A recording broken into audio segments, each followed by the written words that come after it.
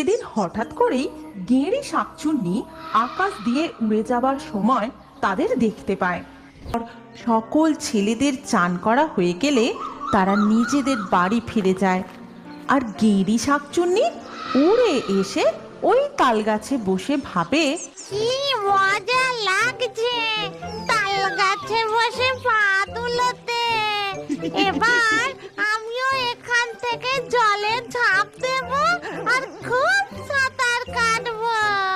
এই কথা বলার পরেই গেঁড়ি শাকচুন্নি ছপাং করে জলে ঝাঁপ দেয়। কিন্তু এ কি এ কি এ কি, আমি তো ডুবে যাচ্ছি। ওরে বাবা রে! এরপর গেঁড়ি শাকচুন্নি ধীরে ধীরে জলের তলায় তলিয়ে যায়, আর জলের তলায় হাবুডুবু খেতে খেতে ভাবে,